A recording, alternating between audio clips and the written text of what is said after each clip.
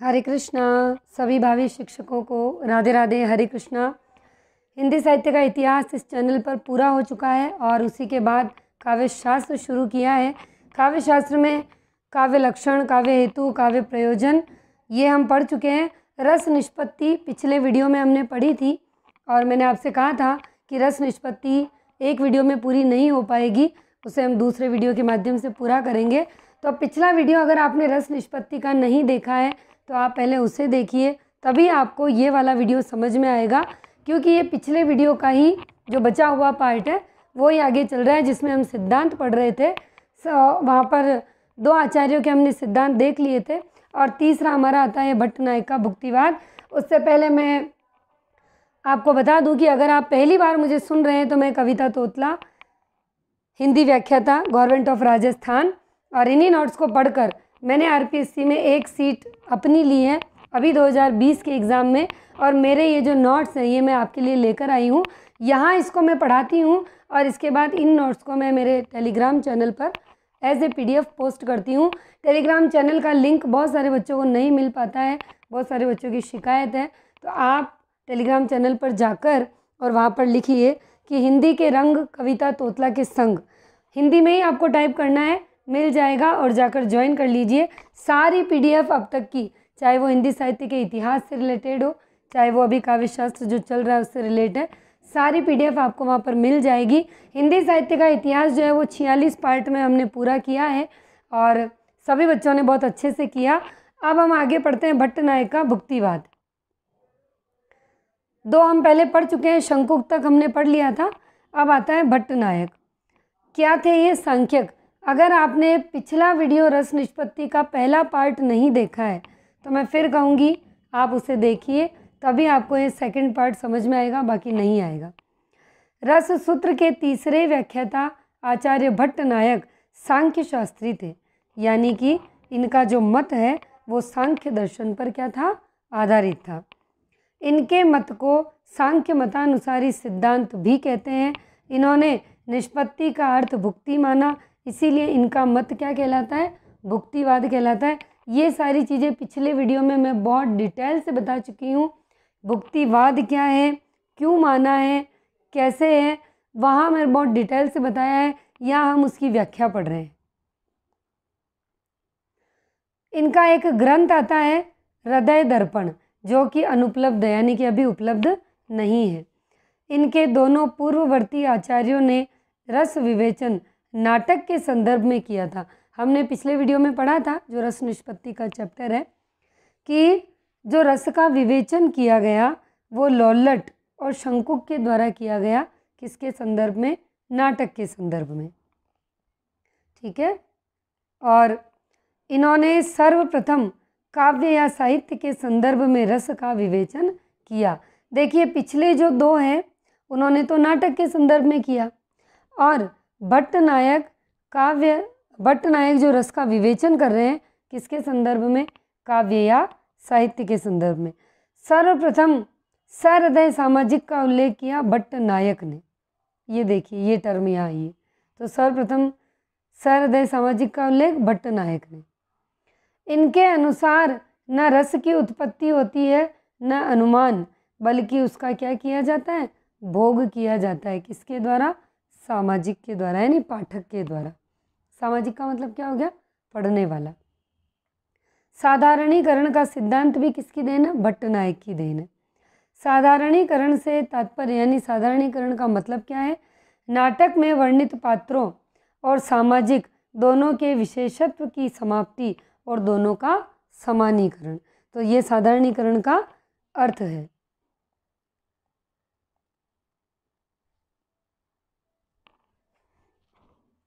भट्ट नायक ने रस निष्पत्ति की 3 प्रक्रिया मानी है। हमने शंकुक और लौलट का भी देखा था, इन्होंने 3 मानी है: अभिधा, भावकत्व, बोधकत्व। अभिधा का जो अभिधा व्यापार है वहाँ पर अर्थ का बोध होगा, भावकत्व में भाव ग्रहण, बोधकत्व में रस का भोग। अभिधा व्यापार, इससे तात्पर्य है कि काव्य के पठन व श्रवण से सामाजिक को अर्थ का बोध हो। यदि अर्थ का ज्ञान नहीं होगा तो रस की अनुभूति नहीं होगी। ठीक है। आगे देखिए, विदेशी भाषा या प्रादेशिक भाषा का सुंदर से सुंदर काव्य भी हमें अभिभूत नहीं कर पाता। क्यों? क्योंकि हम उसका क्या नहीं कर पाते? अर्थबोध नहीं कर पाते, अर्थ ग्रहण नहीं कर पाते। कौन मानता है? भट्टनायक मानता है। अगला इन्होंने माना है भावकत्व व्यापार।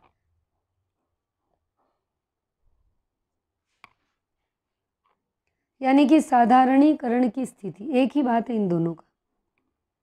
इसमें सामाजिक कविता के भावों को ग्रहण करता है। सामाजिक यानी सहृदय यानी पढ़ने वाला, यानी कि काव्यगत अनुभूतियों को अनुभूत करता है।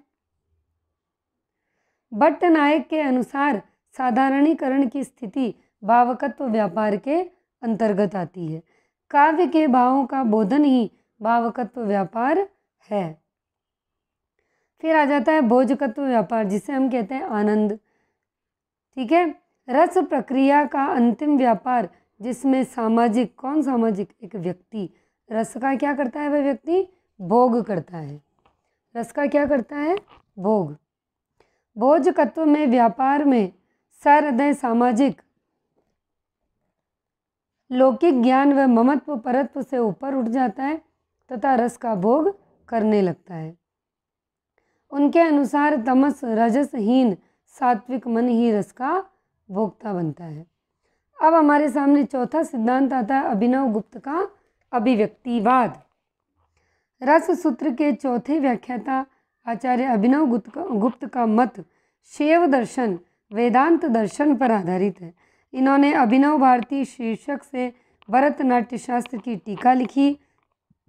इनके पूर्ववर्ती तीनों आचार्यों के मतों को जानने का आधार क्या है? अभिनव भारती।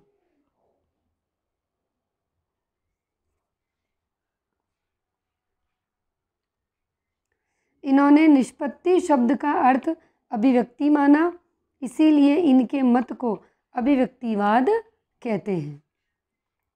अभिनव गुप्त के अनुसार जिस प्रकार मिट्टी में व्याप्त गंध जल के छींटे देने से व्यक्त हो जाती है, उसी प्रकार सहृदय सामाजिक के हृदय में स्थित इत्यादि स्थायी भाव ही विभावादि के संपर्क में आने से रस रूप में व्यक्त हो जाते हैं। अभिनव गुप्त ने स्थायी भाव और विभाव के बीच व्यंग व्यंजक या प्रकाश प्रकाशक का संबंध माना। पंडित राज जगन्नाथ ने भी अभिनव गुप्त के मत का समर्थन करते हुए उसकी संशोधित व्याख्या प्रस्तुत की है। अभिनव गुप्त के मत की तुलना पाश्चात्य काव्यशास्त्र के क्रौंचे के अभिव्यंजनावाद से तथा भट्टनायक के सिद्धांत की तुलना टी.एस. इलियट के निर्वैयक्तिकतावाद से की जाती है। मोस्ट इम्पोर्टेंट, प्रपाण कन्याय व घट दीपक का उल्लेख रस निष्पत्ति में अभिनव गुप्त ने किया है। ये किसी परीक्षा में आए हुए प्रश्न है। चित्र तुरंग न्याय और धुआं अग्नि सिद्धांत किसका है? शंकुक का। सर्प रज्जु तद्रुपतानुसंधान भट्ट लौल्लट का। अब देखिए, ये साधारणीकरण के बारे में ये कुछ लाइंस है जो इन आचार्यों या विद्वानों ने कही है।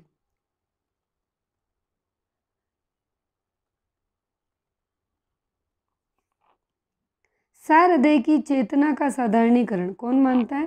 केशव प्रसाद मिश्र। सहृदय के चित्त का साधारणीकरण बाबू श्याम सुंदर दास। मधुमती भूमिका का विचार या चर्चा केशव प्रसाद मिश्र। मधुमती भूमिका की तुलना साधारणीकरण से श्याम सुंदर दास। साधारणीकरण कवि की भावना के साथ होता है रामदहिन मिश्र। ठीक है, अब आता है हमारे सामने साधारणीकरण। रस निष्पत्ति हमने पढ़ी, उसके चारों जो आचार्य थे उनके चारों के सिद्धांत पढ़े। अब एक नया टॉपिक ये शुरू हो रहा है, ये है साधारणीकरण। साधारणीकरण का सिद्धांत किसकी देन है? भट्टनायक का, जिनको हम अभी रस संदर्भ में पढ़ चुके हैं ऊपर। कालांतर में अभिनव गुप्त ने भी इसका समर्थन किया।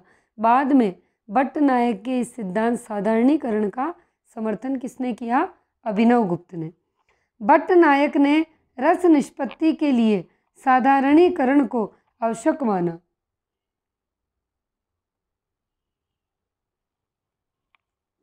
साधारणीकरण का मतलब क्या है? भावकत्व। हमने पढ़ा ना अभी ऊपर। साधारणीकरण का अर्थ वैसे क्या होता है?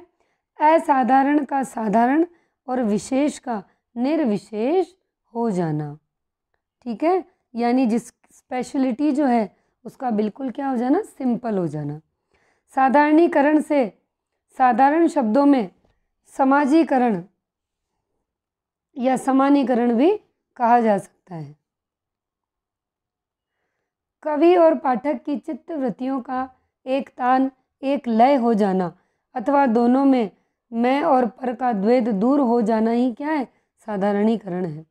साधारणीकरण की प्रक्रिया में विभावादी का मतलब है एक व्यक्ति, विभावादी का विशेषत्व समाप्त हो जाता है और वह व्यक्ति विशेष तक सीमित न रहकर सर्वसाधारण तक व्याप्त हो जाता है। काव्य में वर्णित आश्रय की अनुभूति के साथ पाठक की अनुभूति का तादात्म्यकरण साधारणीकरण कहलाता है। साधारणीकरण को आधुनिक शब्दावली में समानानुभूति भी कहा जा सकता है, यानी उसके ही जैसी अनुभूति होना। अभिनव गुप्त के अनुसार साधारणीकरण की अवस्था में सामाजिक यानी कि जो व्यक्ति है वो ममत्व परत्व के भाव से मुक्त हो जाता है। सामाजिक कौन होगा, व्यक्ति होगा। रचनाकार और पाठक के मध्य अनुभूतियों का एक तादात्म्य स्थापित करना ही क्या है, साधारणीकरण है। साधारणीकरण के सिद्धांत की तुलना पाश्चात्य साहित्य के निर्वैयक्तिकतावाद के सिद्धांत से की जाती है, जो कि किसका है, टी.एस. इलियट का है। कविता में साधारणीकरण किसका होता है, यह प्रश्न विवादित प्रश्न है। अब इधर तो कुछ विद्वानों के नाम है और इधर साधारणीकरण की परिभाषा है, या फिर इन विद्वानों ने इस चीज़ से साधारणीकरण को माना है जो दिया गया है। गुलाब राय क्या कहते हैं, मनुष्य के संबंधों का साधारणीकरण होता है। क्या कहते हैं ये, कि साधारणीकरण मनुष्य के संबंधों का होता है। भट्ट नायक कहते हैं कि साधारणीकरण विभावादी का होता है। अभिनव गुप्त कहते हैं कि साधारणीकरण विभावादी के स्थायी भाव प्लस सामाजिक की अनुभूति का। सामाजिक कौन, एक व्यक्ति। विश्वनाथ और श्याम सुंदर दास कहते हैं कि साधारणीकरण आलंबन आश्रय व पाठक का होता है। और आचार्य रामचंद्र शुक्ल कहते हैं कि साधारणीकरण आलंबन या आलंबनत्व धर्म का होता है। डॉक्टर नगेंद्र कहते हैं कि साधारणीकरण कवि की अनुभूति का होता है। और गणपति चंद्र गुप्त कहते हैं कि साधारणीकरण कवि की अनुभूति का होता है। दोनों का एक ही है। बाबू गुलाब राय कहते हैं नाटकीय प्रपंच, नाटककार और प्रेक्षक, इसका साधारणीकरण होता है। और रामदहीन मिश्र का मानना है कि कवि की भावना का साधारणीकरण होता है। आचार्य केशव प्रसाद मिश्र और बाबू श्याम सुंदर दास, इन्होंने साधारणीकरण का संबंध योग की मधुमती भूमिका से जोड़ा। इसमें भी डिफरेंस क्या है दोनों में, कि योग की मधुमती भूमिका की यहाँ पर तो तुलना मानी है एक ने, और यहाँ पर एक ने विचार दिया है। ये आपको ध्यान रखना है, ठीक है। तुलना किसने मानी, श्याम सुंदर दास, और विचार दिया केशव प्रसाद मिश्र ने। योग में जिस दशा का नाम मधुमती भूमिका है, साहित्य में उसी दशा का नाम साधारणीकरण है। तो ये आपका रस निष्पत्ति भी कंप्लीट हो गया। और साधारणीकरण मैंने इसीलिए थोड़ा सा लिया क्योंकि हमने अभी जस्ट ऊपर भट्ट नायक का देखा था इसका, तो मुझे लगा कि थोड़ा सा हम ऐड करते हैं तो आपको बिल्कुल समझ में आ जाएगा। साधारणीकरण अभी और है, वो हम आगे देखेंगे। राधे राधे, हरे कृष्णा।